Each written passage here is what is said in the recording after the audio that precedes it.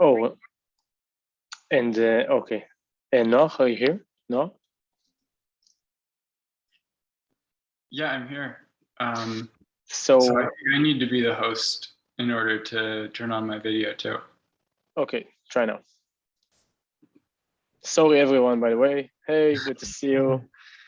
I think now, my video went away, maybe. So now you need to make Andrew host. Sorry everyone about that. I promise that's the last The usability exercise. It is for the mentors. There you go. There we go. All right. So super excited to have you here today, Noah, Andrew, Carmel. And welcome everyone. Hello, UX writers. Everyone can hear me okay? Perfect. And today we're going to do a panel where we're going to share experiences from mentoring as UX writers. Andrew, Noah, Carmel are going to join and share with us their stories. And thank you so much for joining us today. In the meantime, in the chat, feel free to say where you are in the world right now. I see that Don says greeting from Amsterdam. Hey, Don. Don is also going to join us as a mentor in the next cohort. Hello. And we have Jacob from Mexico and Ashton from Haifa. Ashton is also going to join us for our mentors team next cohort. Hello, Jen from Illinois.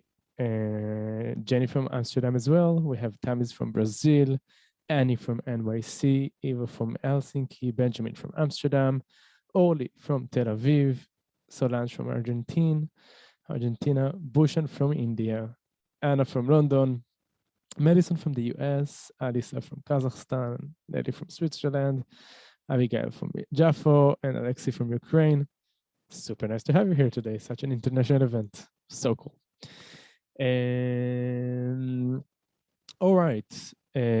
So let's just jump into to tell us some stories about mentorship experiences in the program of the UX Writing Academy. My name is Yuval. I'm the founder of the UX Writing Hub, and I'm super excited right now. So I'm sorry if I'm like mumbling, but I'm the founder of the UX Writing Hub. I started the UX Writing Academy a few years ago after I noticed that there is like a huge demand for more education around the idea of UX writing. I started as a UX designer. UX writing was an afterthought. It's not anymore. And now we're here. We have the UX Writing Academy, many mentors that help the team of the UX Writing Hub to educate the next generation of UX writers and content designers. So let's do a short round of introduction and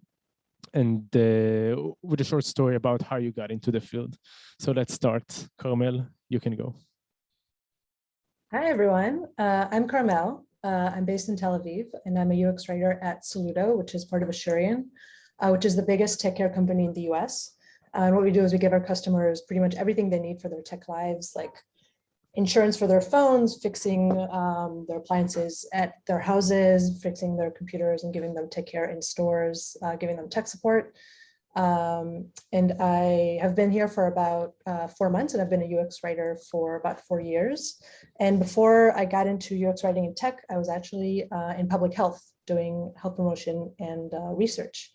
And that's kind of where I got my start. I've been doing some sort of writing for websites pretty much since the beginning of my career, working on these like health promotion programs and websites and giving information to people. And I kind of was doing UX writing before I even discovered that was a thing. And I think my first like real UX writing job was actually a volunteer position. There's an organization in Israel called She Codes, which teaches women to code for free. And as part of my like studies and volunteer work there, I started working on their new website and doing content for the website, which was a lot of UX writing. a lot of content, but also a lot of UX writing. And then I got hired to be a marketing writer at this small startup where I was the only writer and the only native English speaker on staff. And that was around when I was discovering this world of UX writing, like reading all the blogs and listening to the podcasts and going to meetups and just really doing this really deep dive into it. Of course, like the resources on the UX Writing Hub were amazing. Like I learned so much. And I kind of started elbowing my way into the like product and design meetings.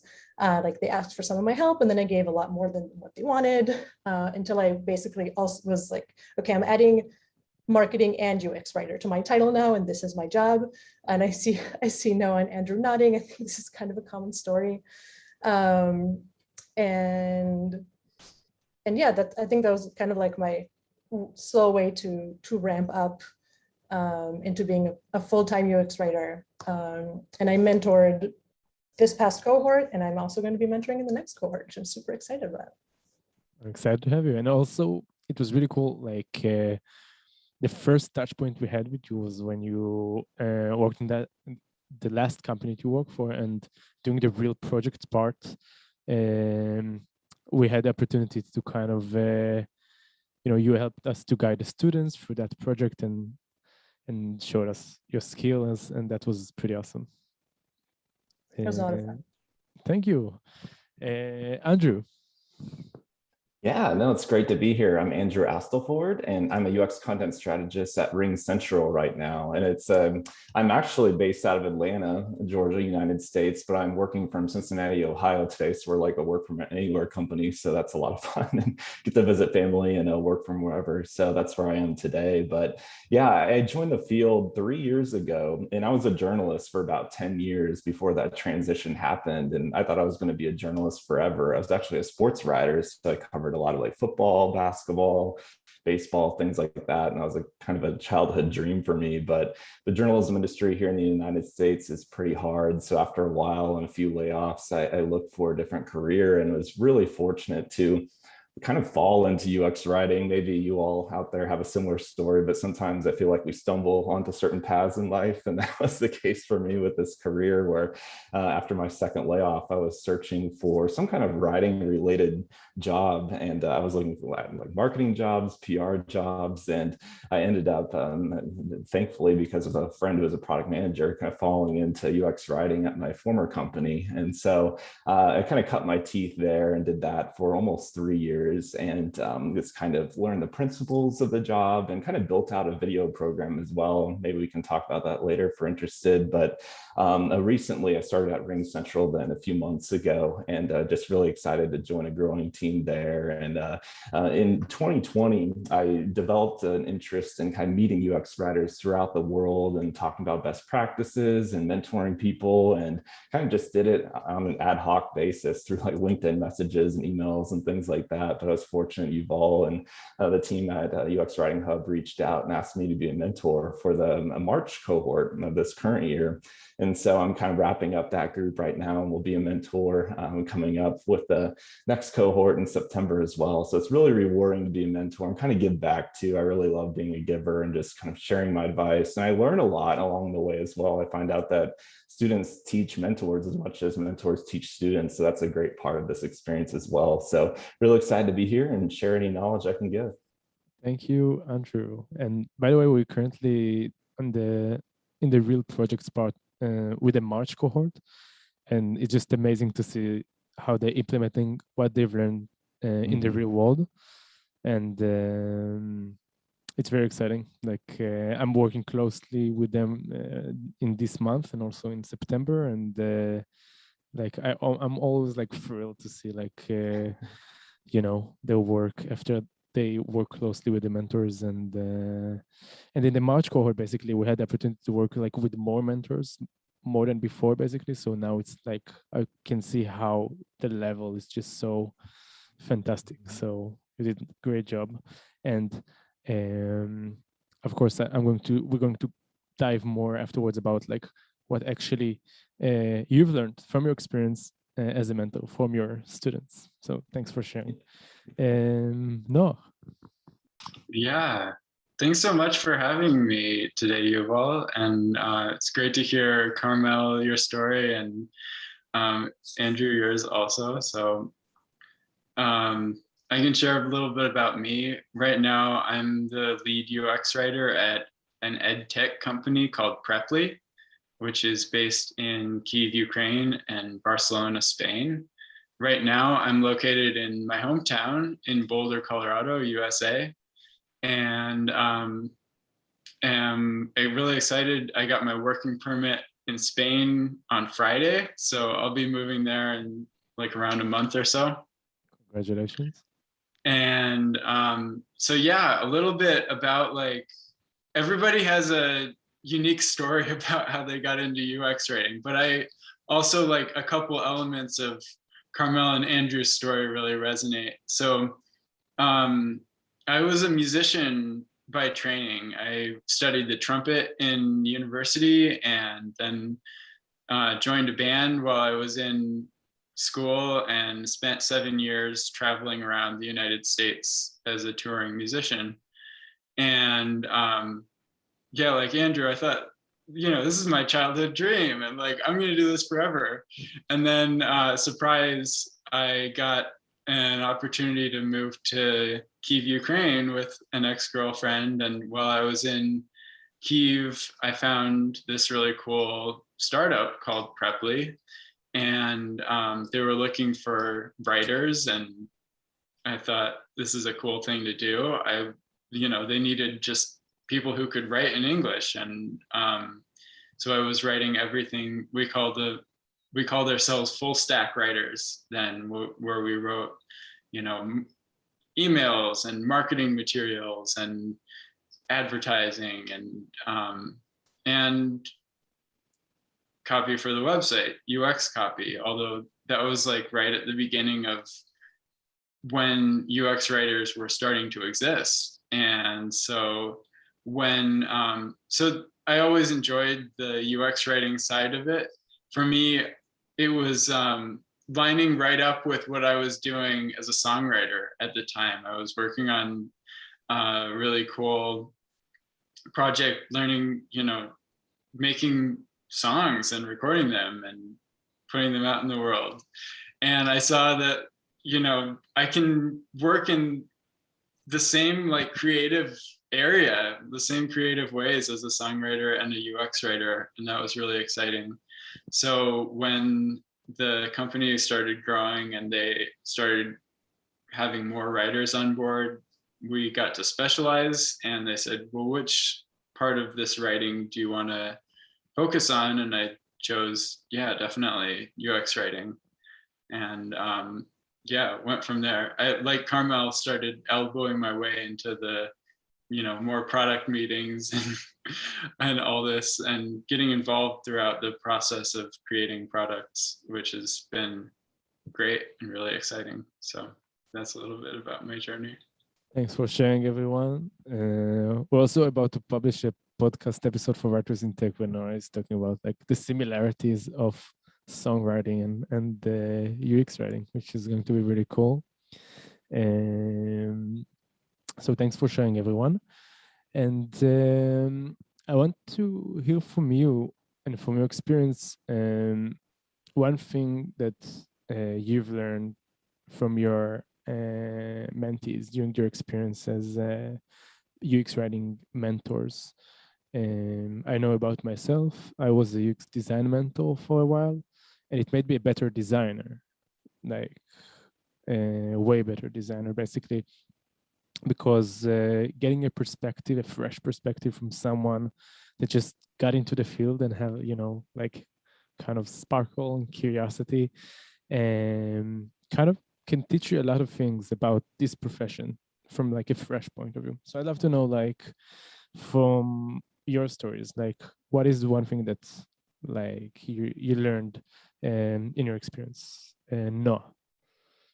Definitely, like the fresh perspective is something that I learned, and like it's made me realize that there's no right way to do things, or there's no like single way to do things. And especially like in this field, there's like patterns and like preferences, and there's reasons why we do things, but like things are up for questioning. And like when students bring you know, their new ways of looking at things and new ways of like doing things, I'd say like I never would have thought of like writing a screen like this, but this is amazing. Like so just to like see new ideas and be able to take some of those on board in my own work.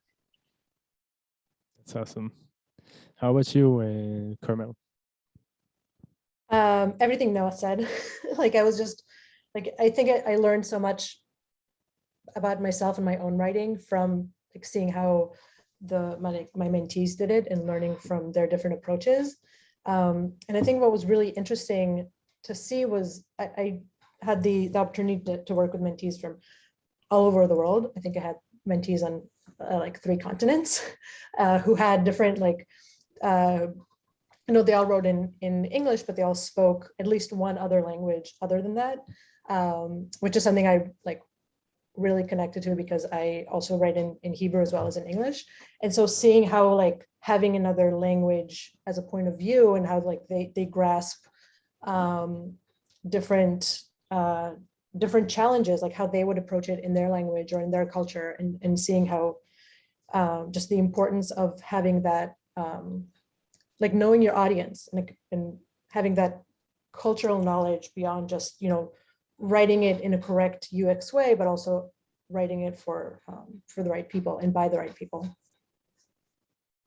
All right, thanks for sharing. Andrew. Yeah, no, I'll echo a lot of things that were said so far, but I think too that just the energy I got from my students was really inspiring. I think as we go forward in this field, even though I haven't been in it like 10 years or anything like that, you know, sometimes we see things in a familiar way or we develop patterns of our own and kind of assumptions. And it's fun to see those challenged too by someone with a fresh perspective and someone who enters the field with new eyes. And so that was really exciting for me because there were instances where my students would question some of my feedback and it'd almost be like another give and take in a way, like another round of feedback where they'd be like, well, you know, here's what I was thinking, you know, does your comment still stand? And sometimes I'd be like, oh yeah, you were right after all with what you were thinking, kind of scratched my suggestion there. So, you know, I was being taught as well sometimes in these instances where my students were further explaining their work. So I think that's what was really memorable for me. And that showed growth for them as well. I think like once they started doing certain exercises and seeing things in a new way, you could just see the maturity really expand within their skill set at the moment. So that was really inspiring for me. But I think I just viewed it as a two-way conversation, a two-way benefit between my mentees and myself, where,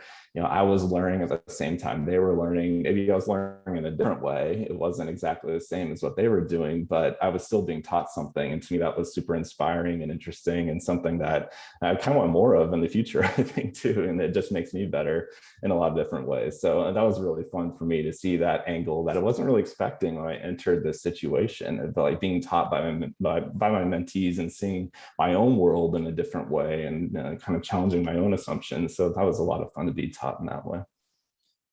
Very cool. And something I'm curious to know, because there isn't like one way to do it or like a guideline, but when it comes to structuring a feedback to a student, so is there like kind of a tip that you can give? Like, let me elaborate. We have people in the audience that might be future mentors or people here in the audience that are UX writers or future UX writers. They want to know how to, you know, write for their peers the feedback, because we have the UX writers whole exercise where, you know, they write feedback for each other, or they just need to write feedback for their colleagues or for their future students. So what will be your tip for structuring your feedback, Andrew?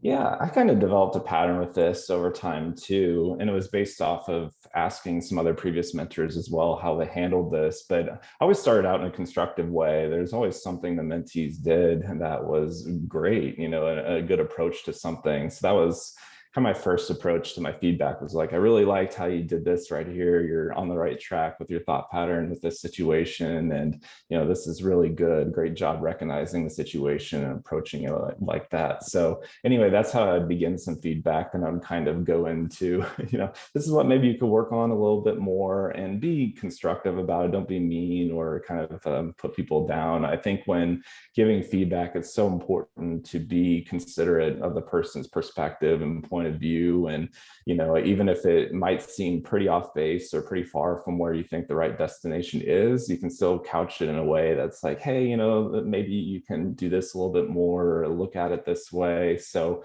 I think just being considerate and kind of empathetic to their situation is very important when giving constructive feedback. And then I'd always try to wrap it around to at the end, being like, hey, overall, this is a really good effort, great job, and like what you're doing here. Keep that in mind for the future. If there is something to build on earlier in the assignment with their, something they turned in. So yeah, I would kind of do it that way, where I'd open with something they did well, then give the constructive criticism in the middle, and then at the end kind of be like, hey, good effort here. Keep building on what you've done in this exercise and continue moving forward.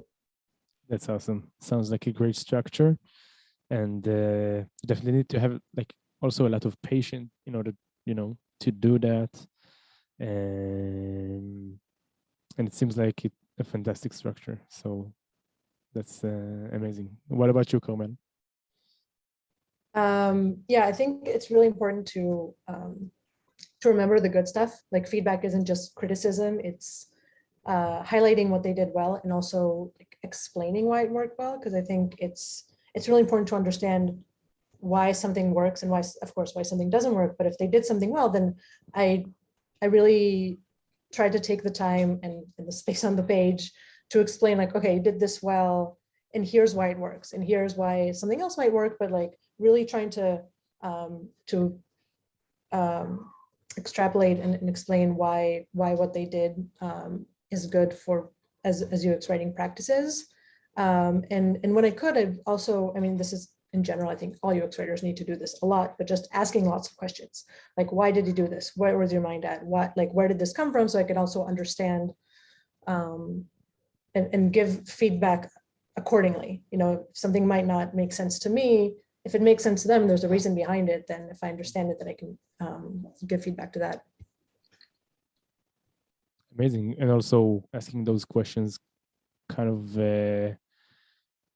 taking them to when they have to rethink why they did it. Because sometimes when you're a junior, for example, when I was a junior designer, I was just doing stuff just because, without a lot of purpose. And when someone guided me, maybe like one of my team members, and they told me like why exactly you did that specific thing, so I had to stop and think about it, which is something that I didn't had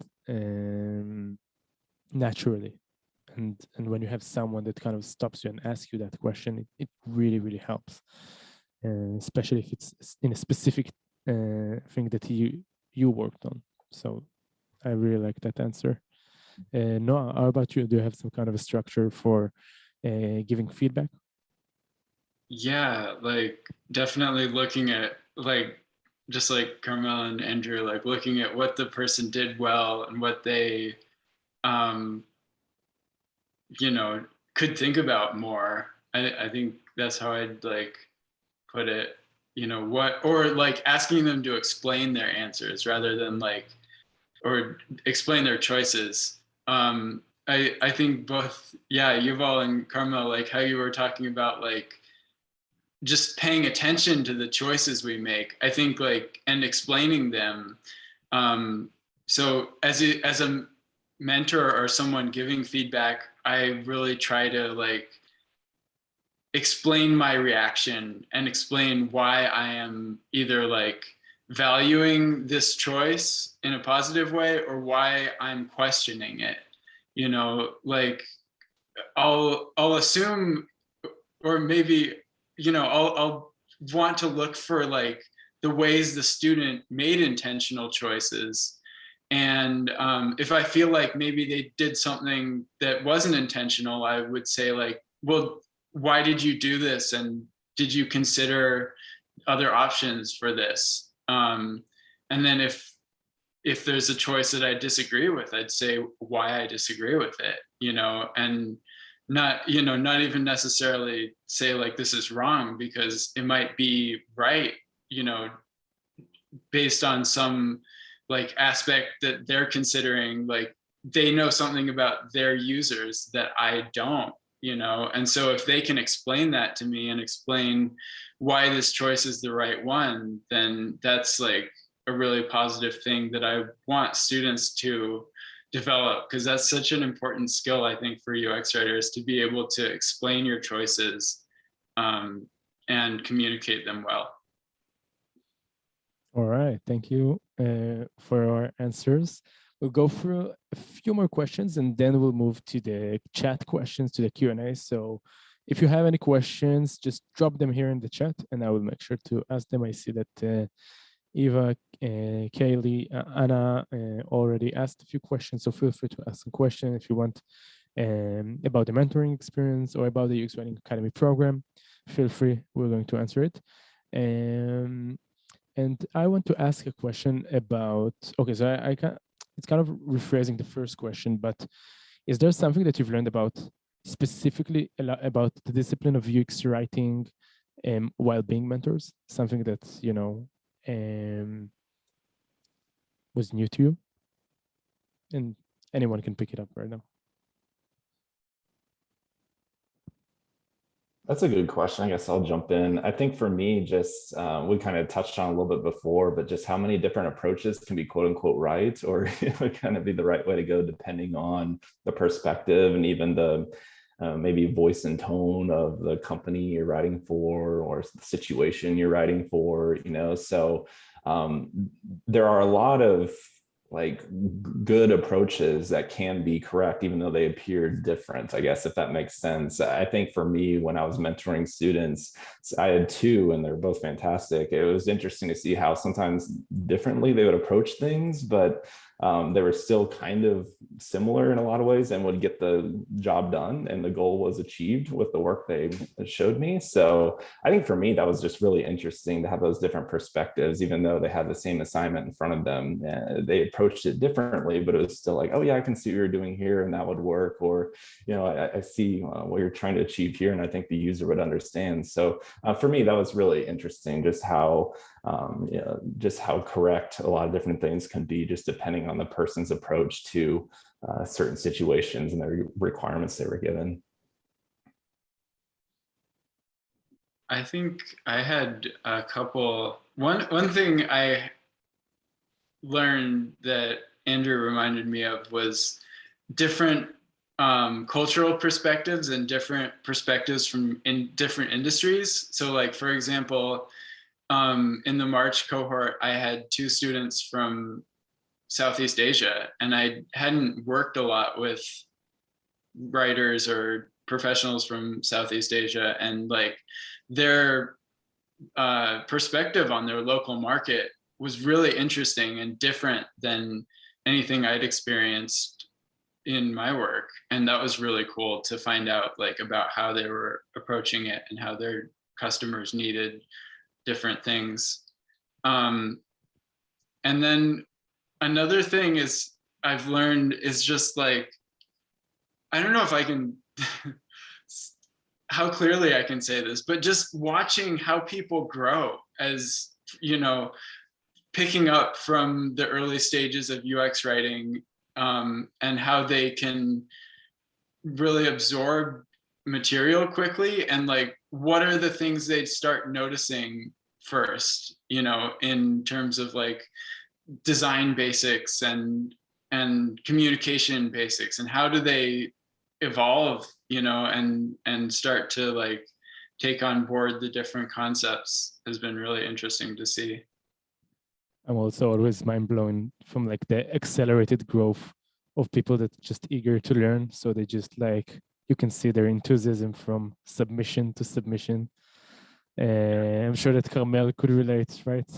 Oh my God, I like, when we got the final like project screens for the final project, like my jaw hit the floor. Like I was, the work was good from the beginning, but just seeing like first of all, the level of improvement from exercise to exercise until this project, and also just seeing like the things they like put together and created and researched. I was just like blown away by what these students did. Amazing. All right, so before we jump to the questions of all of the people here in the audience, I want to say that if you're interested taking the UX Writing Academy program, so you can sign up here, and there is also a 5% discount coupon code in case you're interested. So just write down essentials 123. You have it here. You can jump on the call. We start next week basically, and we actually almost we have like one more seat, so which is good. It's a good thing basically. But if you're interested, so join. And if you're interested becoming a mentor by any chance, so I'm going to share the application form, and you can feel free to sign. And Aaron and I are going through every application, taking it extremely seriously. And if you're interested, just apply here. And thank you in advance in case you're applying. That's awesome. So that's about that. So we'll move for a few more questions. And that's about it for today. So, all right. Eva is asking, do you utilize some sort of evaluation criteria or framework to evaluate tasks and projects? Is there anyone that want to pick it up? I start with two basic questions. One is this clear to any user who could pick it up? And is this compelling? Does this say like why you should pick it up? So for any given user who's likely to find this, do I know what to do, and do I know why I want to do it? I don't have a like, that's the framework basically. And there's a lot of interpretation in that. So yeah, that's how I approach it. Yeah, I think Awesome. Going through the like basically UX writing 101, the basics, like clear, conversational, usable, and then diving into each of those. All right. So Kelly's asking a question. How many times a week does a economy student meet with you for a one-on-one? So I can answer it basically. So along the program, students have the chance to book a one-on-one with their mentors for 5 times, and with the career coach, which is currently me, 4 or 5 more times. I never said no to a student that wanted to book a one-on-one with me because they reached the amount of time that they could book it. So, you can't book like an eternal amount of one-on-ones, but if you need more than 5, I never said no to that. And that's about it. And if you need extra one-on-one from your mentor, you can just request it, and if your mentor will agree, we could do something like that for sure. But along the program of the 6 months, 5 times with a mentor and 5 times with a career coach, and not on a weekly basis. But we have weekly meetings for UX writing session when we're going through the materials of the different modules. Sometimes we're doing some interactive exercises, but that wouldn't consider to be a one-on-one session. That's like a class lesson. And we're doing one in the morning for me and one in the evening for me. The one in the evening is great for the people that are in America. The one that in the morning for me are great for people that in Asia and Europe. And you can join both of them if you want. We really don't mind. Thank you for your question. Anna is asking, when do you hold back on giving feedback? That's a good one.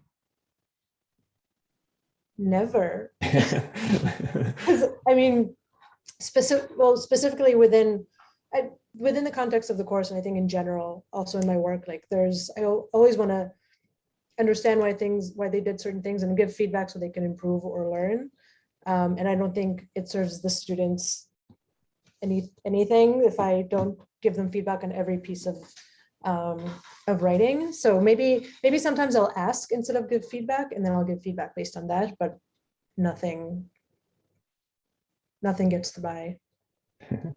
Oh, that's great. I'm somewhat similar too, but in giving feedback, I sometimes try to tie it to my real world work. So I'd like do screenshots of the app I'm working on, different flows I've done, and be like, okay, this is what I've done in the past. Maybe it applies to the situation for you, and you can see how we've done it here. I'm not saying like that's 100% right all the time, but I've tried to tie it into my real world work as well, and I found that beneficial. I think the students liked it as well. So that was kind of fun when giving feedback, to try to think about opportunities where it's like I worked on that before. Maybe it was an error module or some kind of like flow that was comparable to what they were working on. So I'd take a screenshot of it and put it in their feedback and be like, oh, this is maybe one approach you can take in the future or something. So that was fun for me to try to think of opportunities like that. I think it's important to sometimes look at what stage the project is at and what kind of feedback they're ready for. Like, and maybe to ask, like, are you still at your exploration phase where you're looking at a lot of different options, or are you like, you know, working on polishing the specific words you're going to use? And because if you give you can spend a lot of time giving the wrong feedback, and it's not really going to be useful for the person necessarily. All right. I'll move to the next question. So that's a question that not specifically related to working with your mentees, but how do you handle with product managers? If anyone wants to pick it up. It's a whole event. That's a whole panel. Yeah, that's another session. How to work with product managers. So, okay, so I'll start. Product managers, they have, they are, first of all, you have many of them, and in different companies, it's going to be a completely different person and different business goals and different users' needs. And some product teams have one UX writer and one product managers, while you have some teams when you have like 5 product managers to 1 UX writer, and that have to kind of jump between different products. So it's a really complicated question. Yeah, but from my personal experience, maybe sometimes product managers kind of advocate more for the, what the business needs right now, and you kind of try to think yourself like, okay, so this is what the user needs right now. Is anyone have maybe some comment about that? I would say, kind of tying it back to the academy course, one of the things that was important for me in giving feedback to students is not just the words that they put on the screen in the assignment, but also how they presented their rationale in the copy docs, because it's really important to be able to do that well, so you can hand it over to your team, whether that's the product manager or the designer, and let them, like, help them understand what you're doing, and also advocate for your work and for the users. So I think it's always important to keep that maybe, fictional product manager in mind when you're working on something, because someone else will have to look at it and read it and move it forward. Right. So our job is to communicate really well to the users the copy of the digital screens, but in the same time, our job is also to communicate really well to the people that we work with, and those would be also the product managers. So as Carmel said, communicating your ideas through copy docs of representation, adding the rationale, whether if it's like on Airtable or a spreadsheet or a copy doc, and communicating is key. And this is really important for every UX writer to be a really good communicator. Just to add to that a little bit, like I found that good product managers are actually like great teammates to have as a UX person. Like they can give you insight into certain business goals that you want to emphasize with the UX work, or certain angles that you didn't even think about before, especially as a person like me who's new to my current company. Like having someone who's been there a little while and can talk about some complex issues with the back end is really interesting. So for me, it's really good to become, a good teammate to a product manager if I can. Sometimes there'll be some disagreements with the copy, or you have to kind of compromise with what you're working on at points. But I think just keeping that kind of teammate aspect in mind and working together towards something and learning from a good product manager, I think is really beneficial as a UX writer. And I've gained a lot from being around good product managers myself. That's awesome. I have a question to Noah, which is, which tool do you use to develop your copy? How do you document your progress? So I use both Figma, which is a design tool, and Google Docs.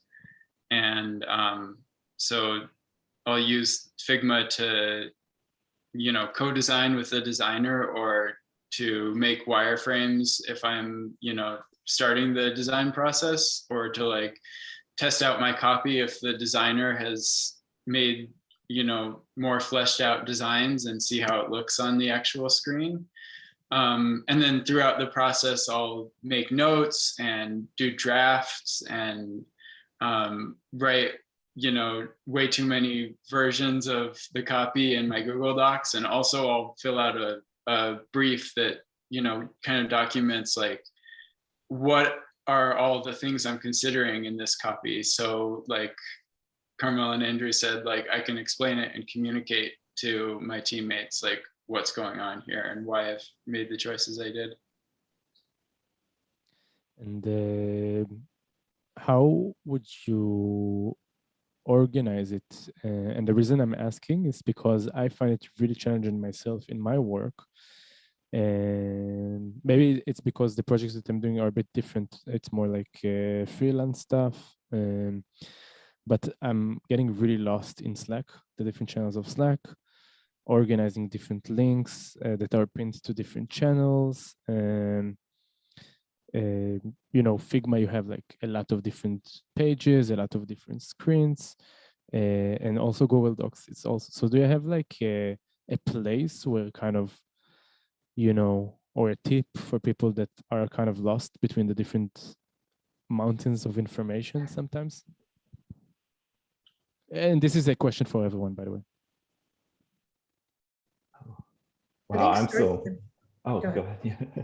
I was just saying, I'm still learning myself actually with this. I used to work in Figma a lot at my previous company, and I found that somewhat easier than what we do now is mostly within Google Slides or Google Docs. So it's a little different challenge in that way. But yeah, I'm finding myself like making sometimes a separate doc with just my copy suggestions and with a screenshot of the original copy, and then what I propose, and then maybe what it becomes later after we do a few edits. So sometimes it's like multiple docs for a project, which isn't ideal, I think, but it's just sometimes you have to make things work however you're most comfortable and how your brain works, I think, the best. So anyway, as far as just like keeping track of projects, I have a lot of projects coming in a lot. So I have like a notes app on my laptop that I like, I literally do like a daily log of everything I do, and then like have a link if it's a project I'm working on. And then I'll just keep that daily log going with like to-dos as part of that, and just carry them over the next day if I have to. And then I have another note within the notes app where it's like, these are my ongoing projects at the moment. And then these are the projects that have been handed off and things like that. So I just have a lot of links where I can go back and find something if I need to go back to a spec or something. So it's kind of just whatever works for you, I feel like, Right. That's a really good tip, by the way. I really like it. Mm-hmm. And Carmel, do you have any tip for that? Yeah, I was basically going to say that, like, keep it simple and don't fight what works for you. Like, start small with the design app you're using in Google Docs, Google Sheets, whatever you need. And then if you need to expand or use another tool or use a specialized tool, then do that. But don't like try to do something very elaborate or go big right away. And just a plug for Asana. I live in Asana. Everything I do is I put in a task, and then whenever I hand over copy, I'll either put the link there or a screen cap from Figma, or a link or the text itself, and just that's how I document like what's done, what's happening, who's like in charge, and it's just me. Like I don't even it's not connected to anyone else. It's just for me. But if it's not there, it's not happening. It's just how I keep So sane. Is it like a personal Asana board that is only for you? Yeah, like it's part of the company's license, but I have like Right. my own like UX writing project where I divided everything up. It's if anyone wants Asana tips, please talk to me because I could talk about it for like days. That's awesome. I tried so many project management tools, and what I took from this conversation is that do whatever works for your brain. I tried many project management tools before. I tried Asana. I thought Asana is going to be the one for me. My problem is that I tend to ditch tools. So I like put tasks on them and I just don't keep documenting. So I tried Asana, Monday, ClickUp, and so on. And I figure out like for me what works. And it's a weird solution, like a Miro board when I just like have a task and just move it somewhere. That's the only way I just can track those, and pen and paper also. That's also, and also a spreadsheet like Excel. It's a really weird way, but it works somehow. So just do whatever works for you. But definitely find something because it's really important to work in a way that like stuff is organized. So you could refer to back to it later because there's going to be a lot of data going on in your communication. Okay, we'll go through 2 more questions and that's it. Jacob is asking, is UX research covered in the course? To what extent? So we have a chapter for UX research. We invested a lot of resources to make it really, really good. Often UX research is overlooked and we don't want to give a space when research is overlooked because a lot of the work is research, even though clients don't tend to think like that. So we covered everything we know about research, writing personas, and also interviewing people and creating surveys and doing competitor analysis and doing conversation mining, which is analyzing online discussions of your users and then using them back afterwards. What else? Yeah, that's about it, I guess. And then like putting up a research report that you could communicate it to your team. That's about that. And it's asking, do you not need to go with the flow of the company you work for? I guess you asked it about project management. Yes, always integrate with your clients / company, meet them where they are. Don't request them to meet you where you are. You know, if they work with Monday and you're like an Asana expert, you're not going like in your first day to say, now this is how I'm going to work and it's going to be in Asana. It's just going to work in Monday and just convince everyone that Asana is better. And if you will convince them well enough, they will do the transition for you. And okay, one last question. Is there anyone here from the mentors that want to pick it up from the chat? Because we have a few here and I'm a bit lost. I have a good one. Okay, so if you're hiring a junior UX writer, what specifically you will look for in their portfolio? I would say UX thinking, even if you don't have a lot of actual UX writing experience, I think the way that you structure your portfolio and the way you describe yourself and your work and how you present your work is what will show what you would be like as part of a UX team. And so just thinking beyond the writing samples and packaging it all as like a UX project. All right, so to show UX thinking, and it's really similar also to design. Don't put the finalized, work, just the words or just how it looks, but how you got there, your research, the context, the team you worked with. If it's not a real project, always mention that. This is really important. Andrew? Yeah, I think a lot of it too is just storytelling as well. With UX writing, it might be a different kind of storytelling than what I did as a narrative journalist, where I wrote, 2,000 word stories or something, but you still are guiding a user through a story of sorts and trying to help them accomplish their goals through a beginning, middle, and end. So yeah, I look for someone who's familiar with storytelling and someone who's adaptable as well. I think as a career changer myself, I'm kind of, I have a soft spot for this, but I think people have a variety of experiences in their background really would fit well into this field, and people will show that they can learn a lot of different topics quickly and do things to help people within those areas. You know, I think those perspectives are really valuable within UX writing. So I think someone who has an interesting, varied background and someone who has a storytelling bent, I think those are two things that I would look for if I ever had the opportunity to hire someone, because those people to me are the best UX writers I've worked with. And you can really learn a lot from people who've experienced a lot of different things throughout their career.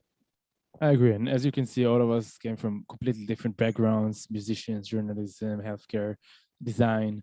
And, you know, just showing you can implement whatever you've been learning so far in your work would be also great. I know many people that came from marketing or design or journalism that landed their first UX writing role as juniors, but the fact that they worked before as copywriters and they had their own processes, they worked on landing pages. I saw that someone was asking about it. So they could present it. And even though it wasn't like proper UX writing, it helped them to get a work as UX writers. And some of them even landed jobs, not as juniors, but as like UX writers or even senior UX writers. We have one student that managed to land that, and that was pretty wild. Noah, what about you? Yeah, I'd say like telling a story well, like Andrew said, like, and telling what's unique about you and what you can bring to that role that you're going into, and being able to prioritize the information in a way that's clear and, you know, gets my attention, because that's what I would hope that they would bring to the product, right? Is telling the story in a clear way that the user can understand what's important immediately. So telling your story in that way, Amazing. is a huge thing. And by the way, if you have like lack of inspiration to create that kind of story, so just think about an app that you're using these days in your mobile phone, or maybe you can just sign up for a new kind of service that you never tried before, and then just do some kind of a UX audit for that. Just practice your UX muscle. If you'll do that in some kind of a consistent way, and then journal in your like journal about it, like write about it, and write a story about it. If it will be about like your commute app and what kind of problem they have, and maybe your solution, and that might be a really nice story that you can just add to your portfolio. Just mention that this is like it's not a project that you were working on, but just kind of an exercise that you did for yourself. So that also might be really cool. Okay, so that was a lot of fun. Thank you everyone for staying until the end. Andrew, Noah, Carmel, it was a lot of fun talking with you today. I'm very grateful to have you as mentors for the UX Learning Academy and to learn from you and from your perspective as mentors. Thank you so much. And thank you everyone for being here today. Feel free to sign up if you're interested to join the last seat of the UX Writing Academy. And if not now, you can always join to the next cohort. We're going to launch that early next year. And if you're interested to apply to be mentors as well, I sent also the link to that, and you can feel free to message me, yuval@uxwritinghub.com, and apply. That's about it. Let's do a picture first for everyone and say bye. So bye. Bye. Thank you, everyone. Thank Ciao. you so much. Thank you. Thank you. Bye.